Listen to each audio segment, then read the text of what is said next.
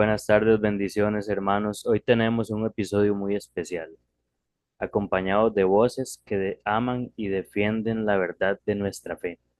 Nos honra con su presencia Sara Hernández, mexicana profundamente entregada a la espiritualidad mariana, testimonio vivo del amor a la Virgen Santísima. Y como siempre me acompaña con firmeza y fraternidad Agustín Zabaleta, mi hermano de micrófonos con quien compartimos esta misión de anunciar la verdad con claridad y caridad. Hoy hablaremos de una verdad eterna, muchas veces incomprendida, pero bellamente revelada, la virginidad perpetua de María, dogma que la Iglesia ha defendido desde los primeros siglos y que resplandece como signo de fe, pureza y total entrega a Dios. Como nos dice el Evangelio en Lucas 1:34, ¿cómo será esto? Pues yo no conozco varón. Nos decía San Jerónimo, quien niega que María permaneció virgen, desconoce el poder de Dios. Acompáñanos a meditar y profundizar en este misterio que no disminuye a María, sino que la eleva como modelo perfecto de consagración y puerta siempre intacta por la que vino el Salvador. Vamos a iniciar este programa como se debe, con la oración en nombre del Padre, del Hijo y del Espíritu Santo. Amén. Ven Espíritu Divino, manda tu luz desde el cielo, Padre amoroso del pobre, don en tus dones espléndido, luz que penetra las almas, fuente del mayor consuelo, ven dulce huésped del alma, descanso de nuestro esfuerzo, tregua en el duro trabajo, brisa en las horas de fuego, gozo que enjuga las lágrimas y reconfortan los duelos. Entra hasta el fondo del alma, divina luz, y enriquecenos. Mira el vacío del hombre si tú le faltas por dentro. Mira el poder del pecado cuando no envías tu aliento. Riega la tierra en sequía, sana el corazón enfermo, lava las manchas, infunde calor de vida en el hielo. Doma al espíritu indómito, guía al que tuerce el sendero. Reparte tus 7 dones según la fe de tus siervos.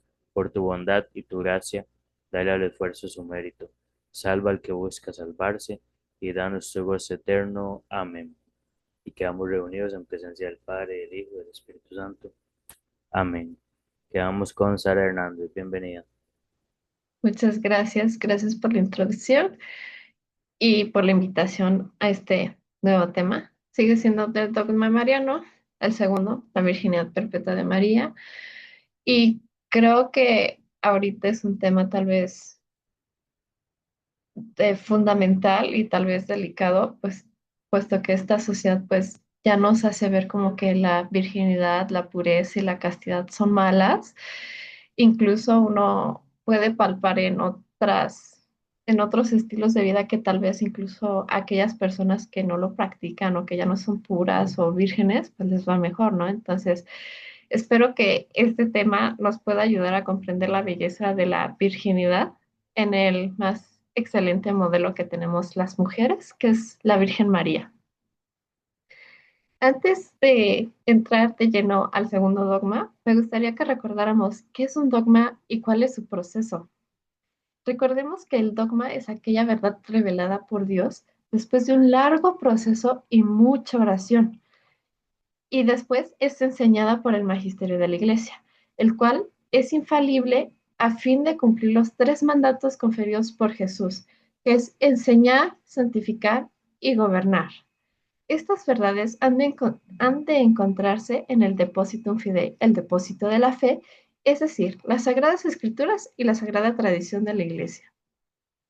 El dogma consta de 2 partes, la verdad y la fórmula. No hay que olvidar que solamente la fórmula es susceptible a evolución, pero la verdad no, porque la verdad es absoluta e inmutable. ¿Cómo funciona el proceso de la definición de los dogmas? En palabras del padre Francisco Marín Sola, él nos recuerda que en realidad muchísimas proposiciones dogmáticas definidas o condenadas infaliblemente por la Iglesia, que hoy en día nos parecen tan claras y aún tan fáciles de probar por las sagradas escrituras o por razones teológicas, solamente son claras supuesto vivo y universal sentido cristiano. Ese sentido cristiano fue muchas veces el primero en descubrirlas, aunque luego viniese el razonamiento más o menos concluyente a confirmarlas y la Iglesia asistida por el Espíritu Santo a definirlas. Pero no hubiesen sido quizá conocidas ni definidas sin el sentido de la fe. sentido que existe de una manera especialísima en los santos, pero se da también en todas las almas que están en gracias y aún en alguna manera en todos los fieles cristianos. Muy bien. Ahora sí, entrando ya al tema de la virginidad perpetua de María. Este segundo dogma fue definido por el Concilio de Letrán en el año 649, o sea, en el siglo I. El concilio fue convocado por el Papa San Martín I y al definir el dogma en el tercer canon, recalca que si alguno no confiesa de conformidad con los santos padres que la Santa Madre de Dios y siempre Virgen e Inmaculada María propiamente y según la verdad, concibió del Espíritu Santo sin cooperación viril al mismo Verbo de Dios, que antes de todos los siglos nació de Dios Padre e incorruptiblemente lo engendró, permaneciendo indisoluble su virginidad incluso después del parto, sea condenado. ¿Qué dice el dogma? Propia verdaderamente la Madre de Dios, la Santa y siempre Virgen María, concibió sin semen viril del Espíritu Santo al mismo Verbo de Dios y de alguna manera incorruptible dio a luz. En las páginas más antiguas de la tradición se afirma que María fue virgen antes del parto, en el parto y después del parto. Asimismo, los diversos credos y concilios antiguos afirmaron esta verdad. Ahora bien, es vital comprender qué es la virginidad antes de poder continuar. Se llama virginidad a la integridad corporal unida a la castidad. La castidad es una virtud del alma y prácticamente es una rectitud sexual y que informa y da valor a la integridad de la carne. Esta integridad de por sí no es virtud, sino condición natural de todo ser humano que con ella nace. Pero conservar esa integridad como homenaje del alma a Dios se llama propiamente virginidad. El dogma católico de la virginidad perpetua se refiere a tres niveles o ámbitos de la virginidad de María, en espíritu, en el sentido y corporalmente, o más bien en la mente, en el sentido y corporalmente. Sobre todo, el dogma hace referencia hacia lo corporal. En la mente, virginitas mentis, virginidad perpetua de espíritu. Virginitas sensus es la inmunidad de todo movimiento desordenado del apetito sensual. Es decir, que todos los sentidos de la Virgen María estaban perfectamente ordenados. Y por lo tanto, pues no había concupiscencia, que es la que se nos da por el pecado original. Y el tercero, virginitas corporis, la integridad corporal. En este aspecto es donde se marcan los momentos de su virginidad. Antes, pues concibió por obra del Espíritu Santo, durante, ya que dio a luz sin detrimento de su integridad virginal, y después, porque vivió virgen y virginalmente después del parto. Para comprender mejor estos aspectos, tal vez nos ayuden las palabras del padre Vicente Contegan. Así como la luz del sol baña el cristal sin romperlo y con impalpable sutileza atraviesa su solidez y no lo rompe cuando entra ni cuando sale, lo destruye, así el verbo de Dios, esplendor del Padre, entró en la, en la virginal morada y de allí salió, cerrando el claustro virginal, porque la pureza de María es un espejo limpísimo que ni se rompe por el reflejo de la luz ni es herido por sus rayos. En las Sagradas Escrituras, desde el Antiguo Testamento, podemos encontrar diversas prefiguraciones de esta virginidad de María. Por ejemplo, en la época de Moisés y también lo encontramos con el profeta Isaías. En el primer pasaje bíblico en el Antiguo Testamento pues se halla en Éxodo, cuando el ángel de Yahvé se le aparece a Moisés en la zarza que ardió sin consumirse. Más específicamente, si ustedes desean buscarlo en su Biblia, se encuentra en Éxodo capítulo 3, del 1 al 6, o más específicamente en Éxodo capítulo 3, versículo 2. Y el segundo se encuentra en el libro de los Números, cuando floreció la vara de Aarón sin plantarse. Que Este pasaje bíblico se encuentra específicamente en el capítulo 17. Me encantaría decirles versículos, pero los versículos cambian dependiendo de la edición de la Biblia. Por ejemplo, en la Biblia de Straubinger de 1969, pues se encuentra del versículo 1 al 9, y de la Biblia católica para jóvenes se halla del 16 al 28. Entonces depende de la edición de la Biblia, pero de lo que es seguro es que está en el capítulo 17. Y el tercer pasaje bíblico del Antiguo Testamento se halla en Isaías capítulo 11, los primeros dos versículos. Porque estos pasajes bíblicos son prefiguración de la virginidad de María. San Bernardo nos explica de esta manera: ¿qué prefiguraba en su día aquella zarza ardiendo sin consumirse? A María dando a luz sin dolor alguno, y la vara de Aarón que florece misteriosamente sin haberla plantado, a la Virgen que concibió sin concurso de varón. Y será Isaías quien mejor nos formule el mayor misterio de este prodigioso milagro. Germinará una vara del tocón de Jesé, y de su raíz brotará una flor, así representada, así representada a la Virgen en la vara y a su parto en la flor. Pero pues no nos quedamos ahí también. Sobre todo en el Nuevo Testamento es cuando ya empezamos a encontrar más pasajes bíblicos, más referencias a su virginidad perpetua, etcétera, etcétera. Por ejemplo, en el Evangelio de San Mateo, en el capítulo primero, versículos 22-23, encontramos que dice: todo esto sucedió para que se cumpliese la palabra que había dicho el Señor por el profeta. Ved ahí que la Virgen concebirá y dará a luz un hijo y le pondrán el nombre de Emmanuel, que se traduce Dios con nosotros.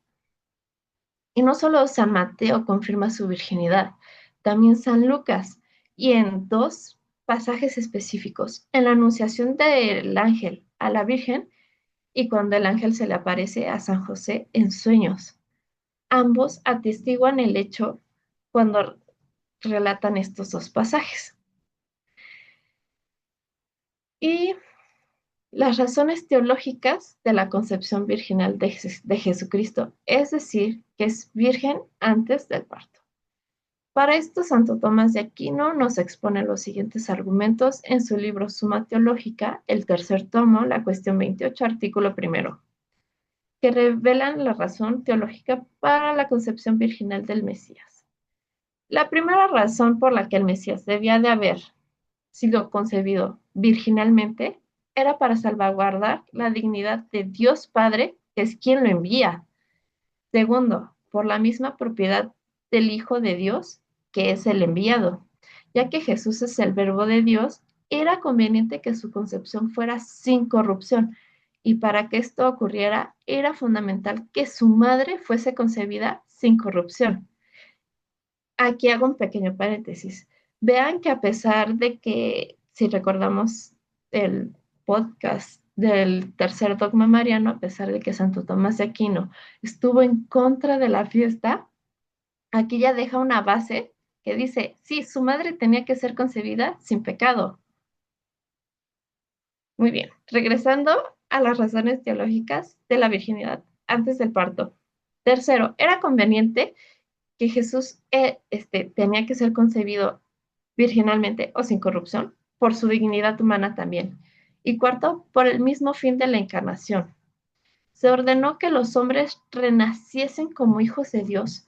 Por ello era necesaria una concepción virginal del Mesías, como podemos encontrar en el Santo Evangelio según San Juan, el capítulo primero, versículo 13, los cuales no han nacido de la sangre, ni del deseo de la carne, ni de la voluntad del varón, sino de la voluntad de Dios. Ahora bien, ¿cómo tuvo lugar el nacimiento virginal de Jesús? Es decir, la Virgen, es decir, María, Virgen en el parto. En el Evangelio según San Lucas, capítulo 2, versículo 7, podemos hallar la narración del nacimiento del Salvador. Y dio a luz a su hijo primogénito y lo envolvió en pañales y lo acostó en un pesebre porque no había lugar para ellos en la hostería o en la posada. Al narrar San Lucas que lo envolvió en pañales y lo acostó en un pesebre, parece indicar que fue un parto virginal donde no hubo dolores ni molestias de ningún género. Además, la tradición cristiana ha considerado este hecho como una consecuencia de su concepción virginal. La madre concibió sin perjuicio a su integridad virginal, así que no podía perder esa virginidad al dar a luz a su hijo, que también es hijo de Dios. ¿Cómo pudo suceder? Una idea amplia y unánimemente aceptada por los doctores y consagrada a la liturgia es que hubo una verdadera compenetración de cuerpos y Jesús salió de María al igual que saldría del sepulcro sin mover la piedra sellada, así como también entraría posteriormente al cenáculo que se encontraba con las puertas cerradas. En estos pasajes, bueno, en este pasaje y en algunos otros, hay dos puntos cuestionados por los herejes. ¿Qué es una herejía y quiénes son los herejes? En esta cuestión nos ayuda mucho el Catecismo Mayor de San Pío X y el Código de Derecho Canónico. En el Catecismo Mayor del Papa San Pío X podemos encontrar que la herejía es un error culpable del entendimiento por el que se niega con pertinacia alguna verdad de fe. Por lo tanto, un hereje es aquel bautizado que rehúsa con pertinacia creer alguna verdad revelada por Dios y enseñada como de fe por la Iglesia Católica. Y en el Código de Derecho Canónico, en el Canon 751, encontramos que se llama herejía la negación pertinaz, después de haber recibido el bautismo, de una verdad que ha de creerse con fe divina y católica o la duda pertinaz sobre sí misma, sobre la misma. ¿Y cuáles son estos puntos cuestionados por los herejes? El primero, que dice hijo primogénito. Según la interpretación herética, hijo primogénito sugiere que tuvo más hijos. Sin embargo, el padre Rollo Marín nos aclara que es el estilo de las Sagradas Escrituras llamar primogénito no solo aquel que es seguido por otros hermanos, sino al que es el primero en nacer, aunque sea el único. Bajo esta verdad también San Jerónimo acierta en decir, todo unigénito es también primogénito, aunque no todo primogénito sea unigénito. Primogénito no es solo aquel después del cual hay otros, sino también aquel después del cual no hay ninguno. Y el segundo punto cuestionado es cuando la Biblia o las Sagradas Escrituras menciona hermanos y hermanas de Jesús. Esto se haya mencionado en el Evangelio de San Mateo, San Lucas, San Juan, en Hechos de los Apóstoles y en la primera carta a los Corintios, por solamente nombrar algunas. Y según estas alusiones y a las malas interpretaciones, María habría tenido más hijos. Sin embargo, el teólogo dominico, el padre Rollo Marín, aclara esta situación otra vez. Es muy frecuente en las Sagradas Escrituras usar los nombres hermano y hermana en sentido muy amplio para designar cualquier especie de parentesco, tanto en el Antiguo Testamento como en el Nuevo. En el Nuevo Testamento es muy frecuente llamar hermanos a todos los que creen en Cristo. Los llamados hermanos y hermanas del Señor no eran hijos de María, cuya perpetua virginidad está fuera de toda duda. Tampoco es creíble que fueran hijos de San José, habidos en otro matrimonio anterior, pues la tradición cristiana atribuye a San José una castidad perfectísima e incluso una pureza virginal, por la que mereció ser escogido por Dios para esposo y custodio de la pureza inmaculada de María. Lo más probable es que esos hermanos y hermanas del Señor fueran primos suyos por ser hijos de algún pariente de María o de algún hermano de San José. También nos recuerda don Gregorio Alastrey, teólogo y primer rector de la Pontificia Universidad de Salamanca. Finalmente, no ha de olvidarse que el matrimonio virginal de la bienaventurada Virgen con San José fue contraído por inspiración y dirección de Dios y que por tanto fue por ordenación divina que José y su esposa hicieran voto de virginidad, ya que la Virgen, por revelación divina o por otro medio que plugo a Dios emplear, supo ciertamente que su esposo era tan santo, casto y continente que casada con él no debería temer menoscabo alguna de su integridad, sino que podía confiarle con toda seguridad su custodia. Virgen después del parto. Aquí ya nos ayuda mucho el padre Luis Bourdieu, que es un jesuita francés, y a una declaración de San Bernardo, pues agrega lo siguiente. El más augusto de los signos que había prometido Dios al mundo para señalar el cumplimiento del gran misterio de nuestra redención es, según el vaticinio de Isaías, que una virgen, permaneciendo virgen, concebiría un hijo y que este hijo sería Dios, y no un Dios separado de nosotros, ni elevado como Dios por encima de nosotros, sino un Dios abajado hasta nosotros, porque esto, como añade el evangelista, es lo que significa el nombre Augusto, Emmanuel.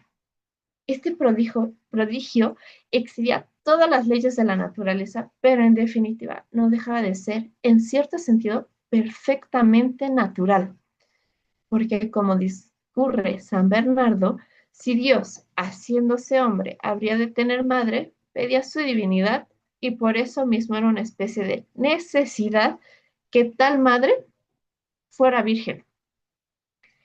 En este sentido también recordemos que hay dos cosas muy valiosas para una mujer, la virginidad y la maternidad. Sin embargo, estas son naturalmente incompatibles, pero por naturaleza y dignidad de Dios y por su voluntad, así como por un exceso de amor y de caridad, en María Santísima ambas fueron posibles para conveniencia del mismo Dios y del mismo fin de la encarnación, como recordamos que nos dijo Santo Tomás de Aquino. Así como, ahora bien, para aquellos que pues tal vez están más apegados a lo que diga el Concilio Vaticano según todo lo que se vino después, también podemos encontrar en el documento Lumen Gentium, en su número 57, que afirma, su hijo primogénito, lejos de disminuir su virginidad, la consagró, o sea, consagró su integridad virginal durante y después del parto. María fue virgen después del parto, es decir, que mantuvo su virginidad perpetua junto a su castísimo esposo San José en todo el transcurso de su vida terrena. Y así intacto subió gloriosamente su cuerpo a la gloria de los cielos, y que la asunción de la Virgen María es el cuarto dogma. Es creencia universal y permanente de la Iglesia y enseñanza de sus doctores que la Santísima Virgen María realizó un voto para conservar perpetuamente su virginidad, con el cual esta gloria es llevada al máximo grado, y si bien no se incluye el voto en la definición del dogma, está unido de manera indisoluble a esta verdad. Hubo varios santos y varios papas que tal vez no son santos, pero hay muchas personas que defienden su virginidad a capa y espada. En ello podemos encontrar a San León Magno, que por ejemplo, junto con el Papa San Ciricio, proclama y defiende solemnemente esta gloria de María Santísima en el siglo I, antes de la definición del dogma. También San Ignacio de Antioquía, también San Policarpo, también San Justino, que combatió y defendió a la siempre Virgen María de los judíos en el segundo siglo, quienes fueron los primeros en errar y calumniar a la Virgen. También San Irineo de León, que es un padre de la iglesia. San Epifanio también defendió a la Virgen María. Su virginidad la defendió de los herejes apolinaristas y arrianos en el siglo IV. San Juan Crisóstomo, San Juan Damasceno, San Epifanio, San Ambrosio, que por órdenes del Papa San Ciricio condenó a Joviano por seguir a Elvidio. Ahorita veremos quién es Elvidio. San Jerónimo, junto con San Agustín de Hipona, combatió contra el escritor cristiano romano Elvidio. quien ganó la miserable palma por ser el más ofuscado y audaz negador del privilegio virginal de María. Además, San Jerónimo es reconocido por ser un gran luchador de la fe, de manera muy especial contra los blasfemos enemigos de la virginidad de la Madre de Dios. Y San Agustín de Hipona también, San Pedro Crisólogo y algunos otros pontífices, como el Papa León I, que ante la herejía de los monofosistas volvió a afirmar las dos naturalezas de Cristo, la divina y la humana, y presenta la doctrina de la perpetua virginidad de María. Y el Papa Pablo IV, o Paulo IV, condena los errores de los socianos y los protestantes en general, promulgando la Constitución Cum Corundam en el año 1555, o sea, el siglo XVI. Y ya para finalizar un poquito esto, pues me gustaría que recordáramos las palabras del Papa Paulo V en su bula Inmense Bonitatis, el 27 de octubre de 1615, que nos dice: el Dios de inmensa bondad, creador de todas las cosas, por cuya admirable providencia todo es regido, habiendo amado al mundo hasta decretar darle a su Hijo infinito para su redención, escogió de antemano de entre todas las criaturas a María, Virgen purísima y santísima, de real estirpe, para realizar tan grande e inefable misterio.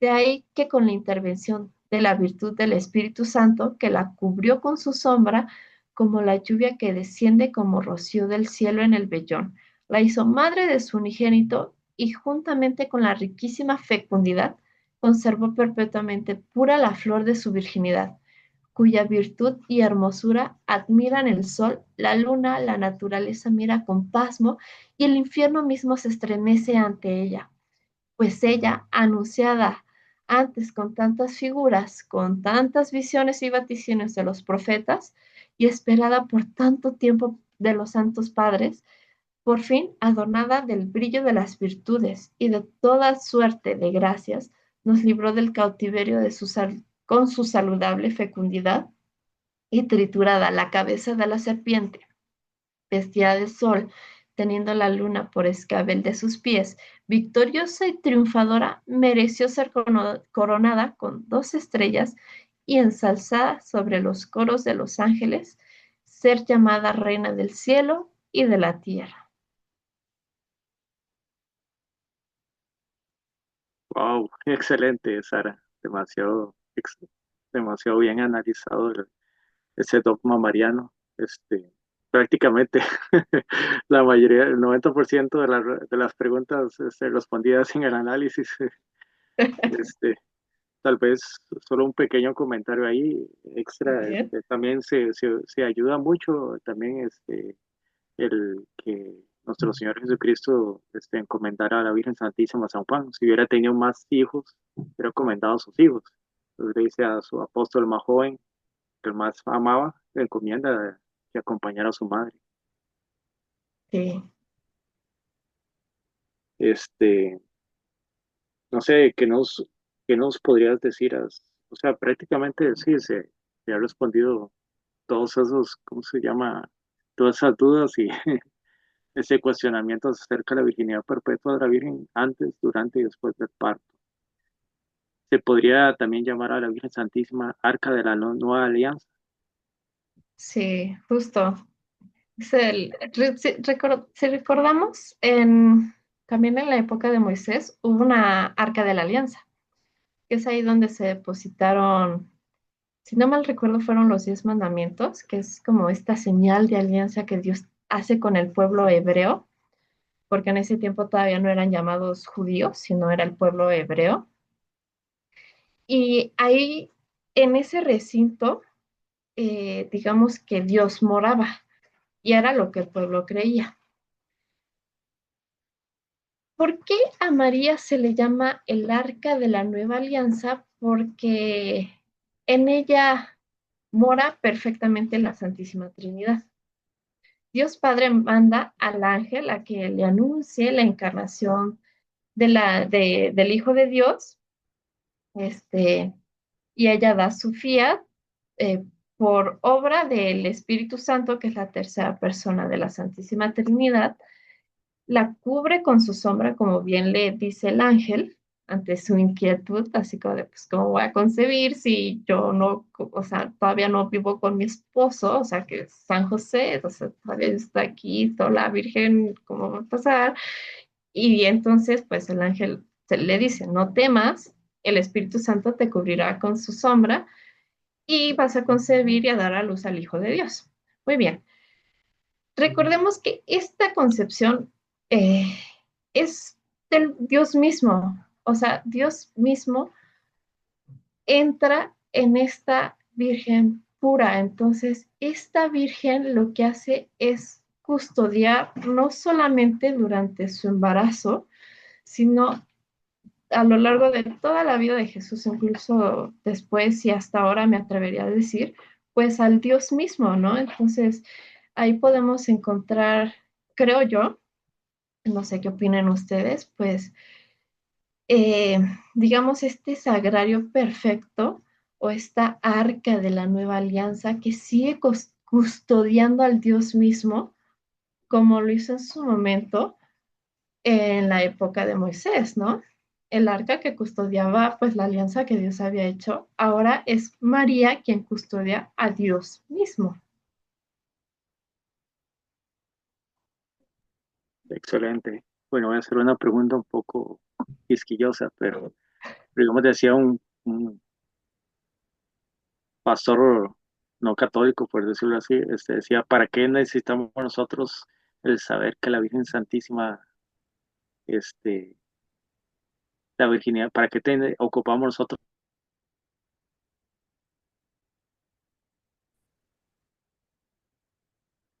¿Para qué ocupamos nosotros saber esto?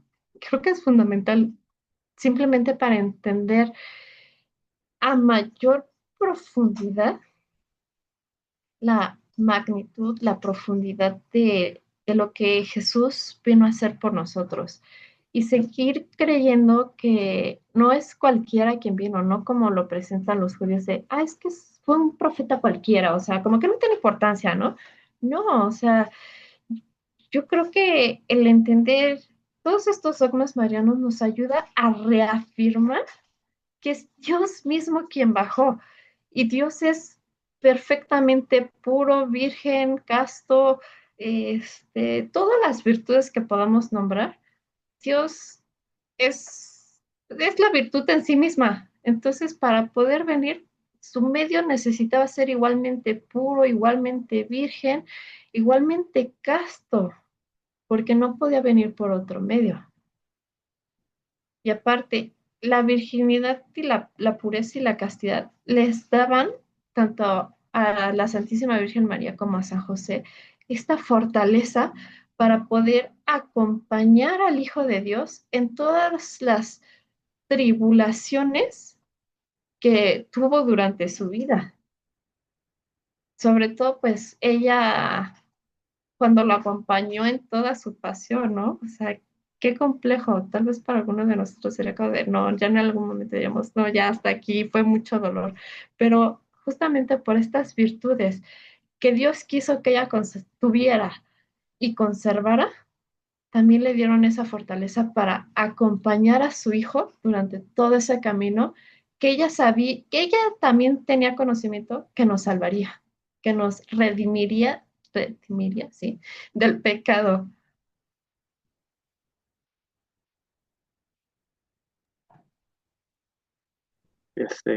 ¿Y cuál fue esa discusión que tuvo San Jerónimo contra el vídeo? O sea, ¿qué fue eso que dijo el vídeo? Que San Jerónimo en su sabiduría, en su santidad, defendió a la virginidad perpetua de la Virgen Santísima. Lo que San Jerónimo junto con San Agustín, este, voy, aquí lo he de tener. De hecho hicieron un tomo. No, este, pues no encontré exactamente, o sea, como que cuál era lo que del video decía, pero sí en su tratado de San Agustín y San Jerónimo de Perpetua Virginitate Beate Mariae Adversus Elvidium, pues encontramos algunas frases como por ejemplo, por ventura no puedo alinear contra ti a toda la multitud de escritores antiguos como Ignacio Mártir, Policarpo, Irineo, Justino y muchos más varones apostólicos elocuentes que siguiendo la misma doctrina de la virginidad de María escribieron libros llenos de sabiduría. Y San Jerónimo, pues todavía podemos leer es que le dice, díganme cómo entró Cristo cerradas las puertas a donde estaban los apóstoles para cerciorarles de la verdad de su carne resucitada y les responderé como María, siendo virgen, engendró a Cristo y después del parto quedó tal. Entonces, bueno, pues yo creo que ya si alguno quisiera enterarse a detalle y profundidad de qué es lo que pasó en esta discusión, tal vez puedan tratar de buscar y leer este tratado que hicieron ambos de Perpetua Virginidad de Beate Marie Adversus Elvidium. Recordemos que son textos antiguos, entonces generalmente están en latín, ¿no? Pero pues gracias a lo que el video tal vez que negaba la virginidad de María, este, pues decía, pues San Agustín y San Jerónimo hicieron este tratado para poder defender a la Virgen, ¿no?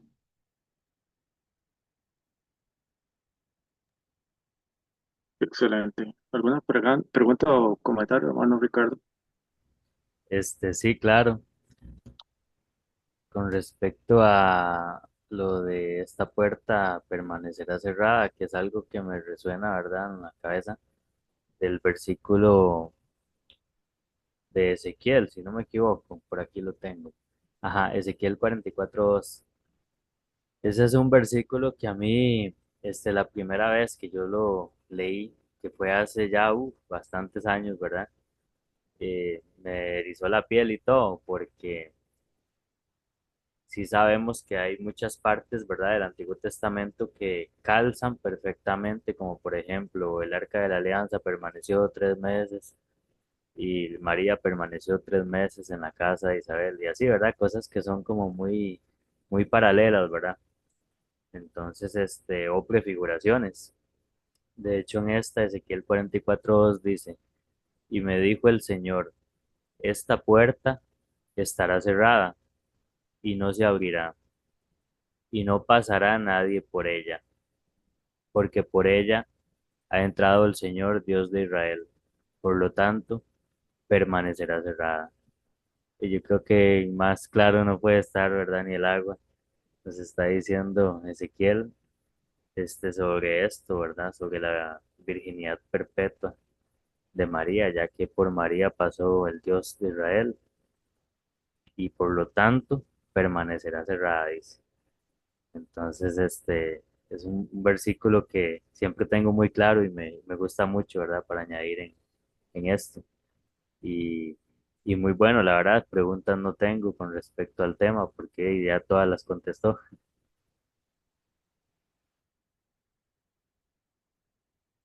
Muy bien, qué bueno que el tema fue claro. Y sí, me gustaría añadir que perfectamente en ese versículo que nos acabas de leer, pues existe una prefiguración perfecta de lo que es la virginidad de María.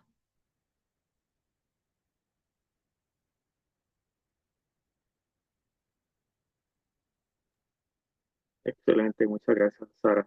Muy claro y conciso. Y vamos a tener que seguir haciendo más programas acerca de los dogmas marianos para que nos ayudes con eso. Ay, estoy encantada de poder seguir colaborando a- para mayor conocimiento de la Virgen María y para mayor gloria de Dios. Amén. Este, hermano Ricardo, Bueno, ya sería como para finalizar, ¿verdad? A ver si nos pudieras ayudar con la oración final. Claro, en el nombre del Padre, del Hijo y del Espíritu Santo. Amén. Espíritu Santo, luz divina, Te damos gracias con todo nuestro corazón por habernos concedido el tiempo, el espacio y la gracia de contemplar y comprender el misterio sagrado de la virginidad perpetua de María, Madre de Dios y siempre Virgen. Gracias por abrir nuestras mentes a la verdad, nuestras almas a la belleza de este dogma y nuestro corazón al amor que arde en el Inmaculado Corazón de María. Haz que tu luz no se apague en nosotros, sino que crezca y nos transforme para que como María vivamos siempre en fidelidad, pureza, castidad, humildad y docilidad a tu santa voluntad. Amén. En el nombre del Padre, del Hijo y del Espíritu Santo. Amén. Amén. Y bueno, hemos llegado al final de este episodio, agradecidos por el regalo de haber reflexionado sobre la virginidad perpetua de María, un misterio que no solo es dogma, sino testimonio vivo de la grandeza de Dios en su obra más perfecta, la Madre del Salvador. Gracias a Sara Hernández por su presencia llena de fe y amor mariano. Gracias también a mi hermano de micrófonos, Agustín Zabaleta, por caminar conmigo en esta misión de anunciar la verdad con valentía. Que esta verdad no solo se quede en la mente, sino que llegue al corazón y nos inspire a vivir con pureza, fidelidad y entrega como nuestra Madre Santísima. San Juan Damasceno nos decía, María es Virgen y Madre, ambas cosas, por gracia, ambas cosas para nuestra salvación. Y bueno, nos escuchamos en el próximo episodio. Que la Virgen María, siempre Virgen, interceda por todos nosotros. Esto fue Vox Veritatis, donde la verdad tiene voz. Bendiciones.